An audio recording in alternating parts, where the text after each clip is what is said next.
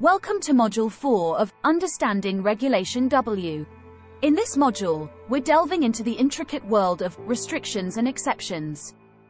It's here that we navigate the finer points of banking regulations. Our first lesson, covered transactions versus exempted transactions, is pivotal. We've learned what Regulation W covers, but did you know there are transactions it doesn't apply to? It's essential to unravel these differences.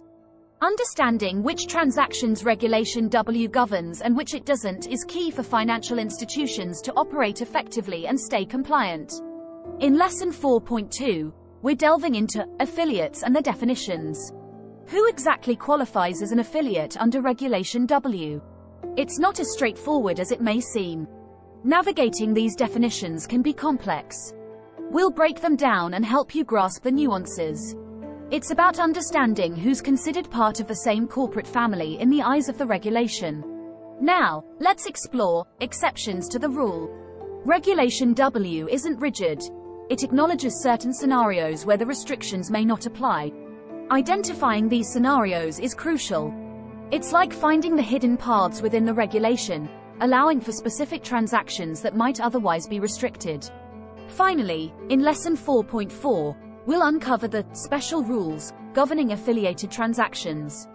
These rules add an extra layer of complexity to ensure fair and compliant dealings.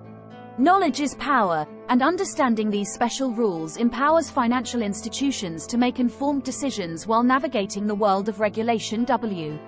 To solidify our understanding, let's apply these lessons to real-life scenarios.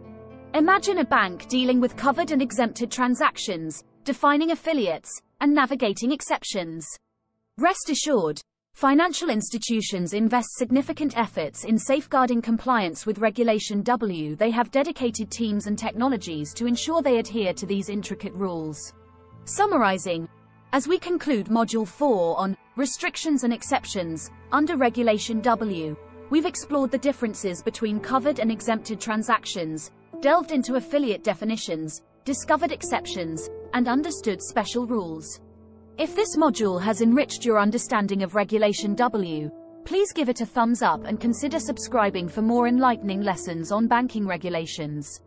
In our final module, Module 5, we'll unravel the compliance challenges and best practices in ensuring Regulation W compliance.